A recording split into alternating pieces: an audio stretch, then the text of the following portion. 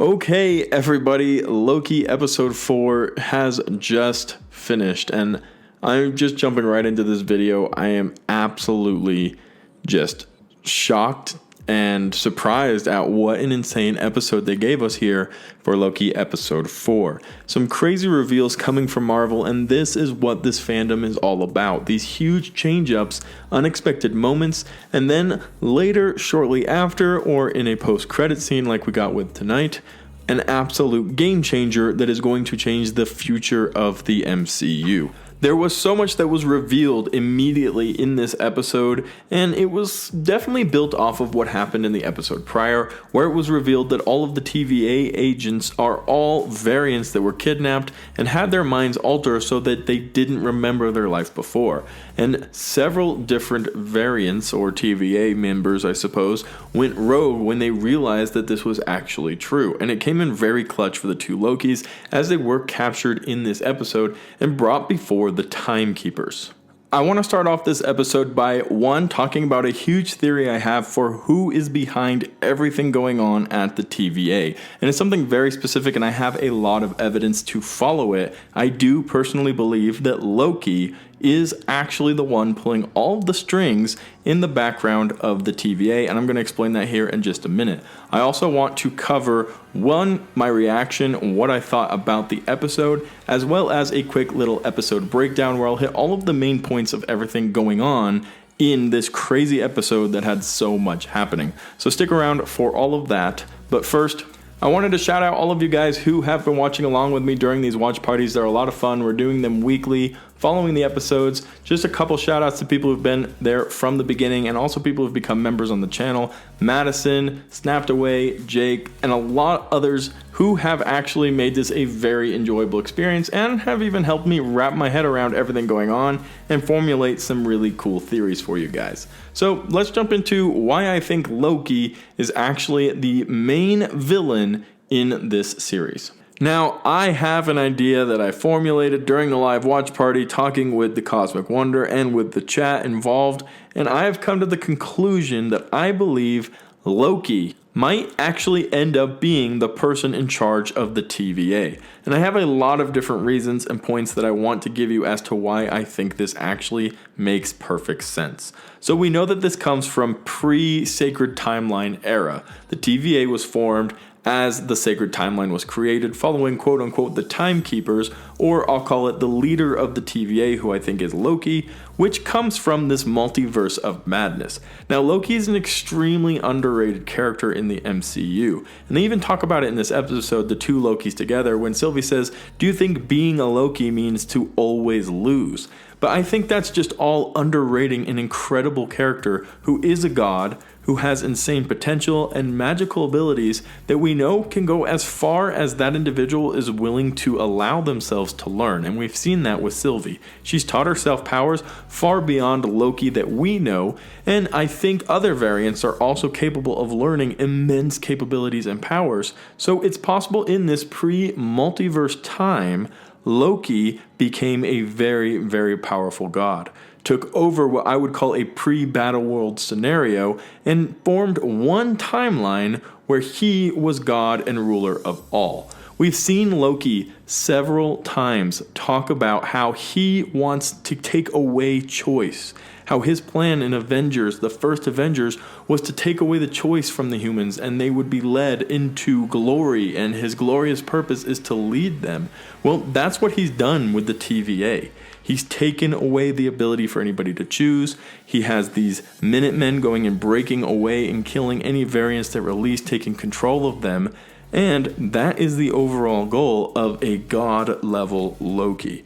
On top of that, the only issue he ever seems to have is with Loki variants. As we see, there are a handful of them that have been proved, and the best detective in the TVA is Mobius, who has specialized in Lokis and taking Lokis down over the years. He even talked about this in his briefing, saying Lokis come in all shapes, sizes, and forms. They look different, they do different things, but pretty much a Loki is a Loki, and he has them down to a science. He's studied them, he's watched them, he's taken them down, because Lokis are the big threat to the person in charge of the TVA which is a Loki. And then to tie a big, huge Disney Plus bow on it, I want to reference WandaVision and Falcon and the Winter Soldier. We talked extensively about huge reveals that could happen in both of these series, and neither actually came to pass. The end always ended up wrapping back around the character who the show was about. WandaVision focused on Wanda. It told us how she became the Scarlet Witch. It ended with her reading the Darkhold. There was no connecting plot jumper. There was no Doctor Strange. There was no Mephisto. There was no Quicksilver. It was a big, huge Ralph Boner joke. It all wrapped up nicely around Wanda and told her story from start to finish. And then in Falcon and the Winter Soldier, it was the same thing. We theorized about the possibility of mutants being involved and all of these other cool things that could happen. Captain America could come back, Steve Rogers, and all this stuff. But at the end of the day, it really just wrapped around Falcon becoming Captain America. And that was super cool to see. But I think we might have that same theme. This is a Loki series. It's going to wrap around Loki. Now, it's very possible that we're going to start moving forward, and maybe we will see it's Kang. Maybe the guy in charge of everything going on is Kang, and that's 100% a possibility. But I think there is a huge argument to be made that Loki might actually be in charge of everything going on at the TVA. His search for power, his search for control, and his ability to desire taking away all of the agency of everybody else really makes him the perfect candidate for this. On top of that, he has a lot of untapped power that we haven't seen in the MCU, and I wouldn't be surprised if he actually did become in charge of the TVA. Just my 2 cents on the topic, especially since it's probably the main topic of everything following this episode. Let me know what you guys think about the points I made. I know Kang is a huge favorite for a lot of you guys, but I think this Loki theory might have a little bit more merit than maybe we even thought originally. Now, I'm going to give you a quick summary of everything that happened in this episode that you need to know in order to move forward with the series, in case you missed it or need a little run over to remember or something explained. The episode picks up right where it left off, on this moon that is about to be destroyed at this apocalyptic site where they wouldn't be found.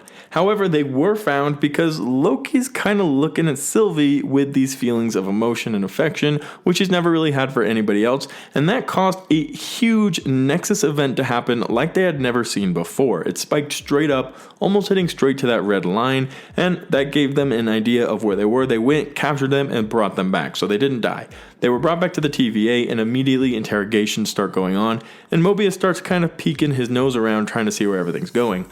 Obviously, and without question, he's very mad at Loki because he betrayed him, double-crossed him, did what Lokis do, but Mobius was still pretty upset about it because he thought he had a friend in this Loki variant. Turns out it was a double cross, Loki being Loki, so he's really mad, but Loki has the important information that he is a variant and that he was kidnapped by the TVA and brainwashed to think that he existed solely to work for them.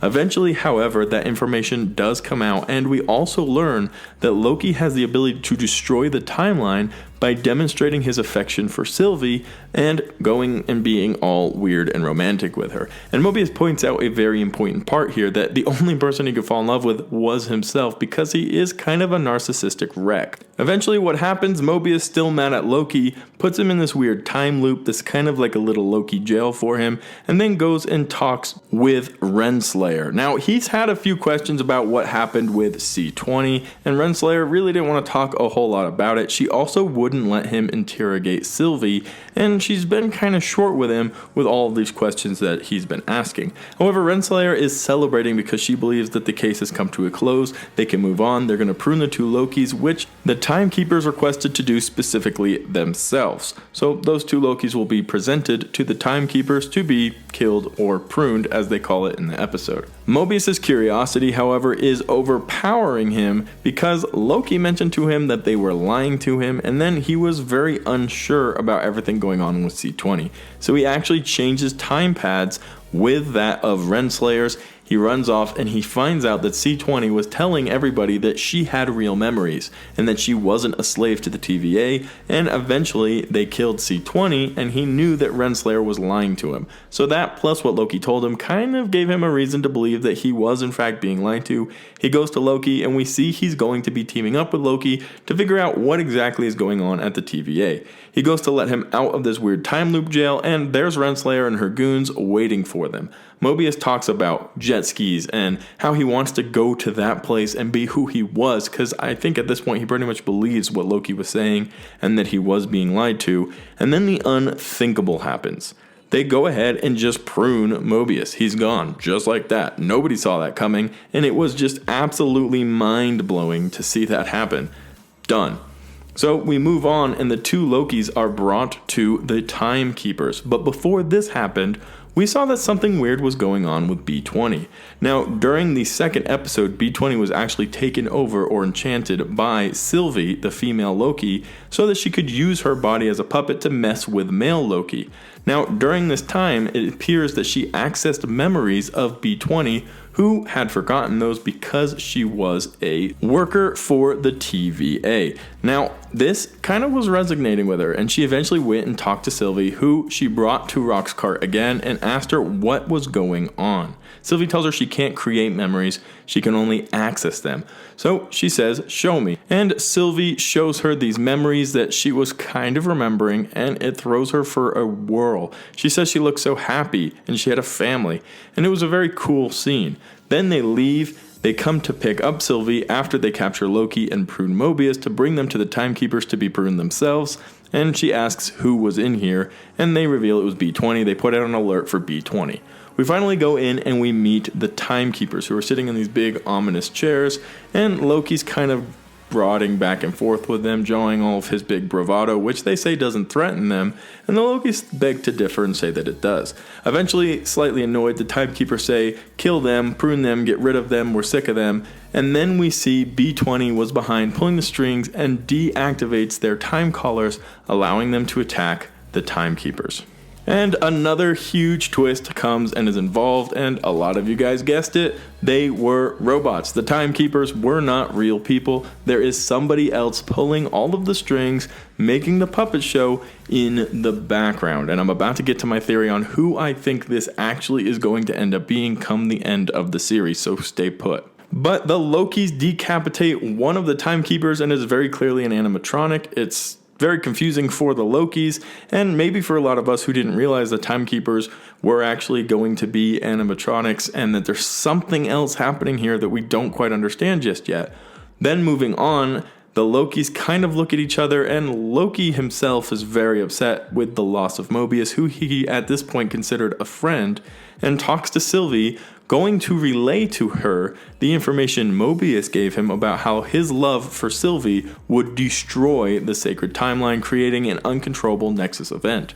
Right as Tom Hiddleston's Loki is about to confess his love, or his feelings, I'll call it, for Sylvie, he gets pruned by Renslayer. So he and Mobius were both pruned in this episode, and we found out that the Timekeepers are actually animatronics and there's somebody else pulling all the strings. What a crazy moment for Marvel. One of the craziest things to happen since Endgame, and definitely one of the craziest reveals, without a doubt, on the Disney Plus series.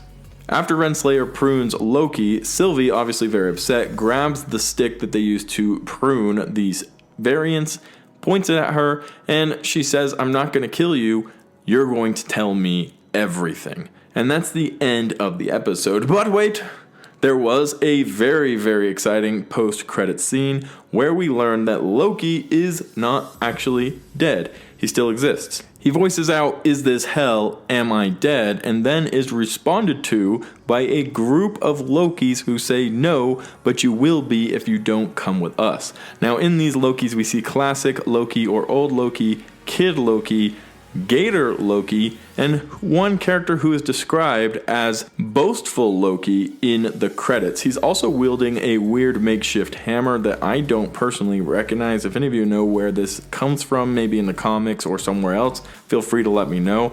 But it's possible it's some type of makeshift Mjolnir, and this character will actually end up being the worthy Loki variant, rather. So, very interesting ending that does show that he's not dead, and possibly could be leading to that fact that all of the variants who've been proved are also not dead, including that crazy jet ski riding, southern accent wielding, super demigod character Mobius, who we were all very concerned and upset to see get pruned in the episode earlier.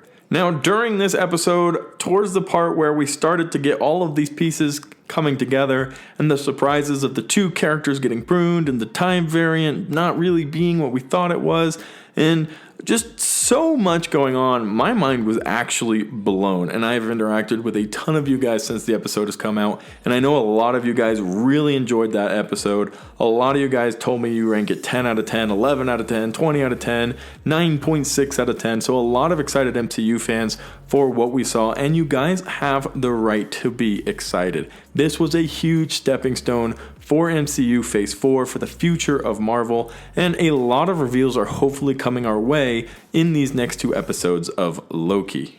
I also think it was an amazing job by the writers to make these big reveals in episode 3. We really weren't expecting them just yet. We were hoping to get Sylvie's backstory and maybe see them try to infiltrate the TVA again after they got captured, but nobody was expecting to see 2 major characters pruned or deleted from the world as we know it, and then also a reveal that the timekeepers actually don't exist and that they're completely made up figures used in order to manipulate the variants who work at the TVA, and to create this kind of idea of a overall god government that is run by perfect beings who are creating and weaving time as we know it. But that's kind of all fallen apart now, and there is going to be one person, I believe, one character who is controlling everything going on with the TVA, with the timekeepers, and who is creating the sacred timeline. Absolutely crazy episode, guys. I was super excited to watch it. Super excited to watch it along with you guys and talk about all these crazy theories.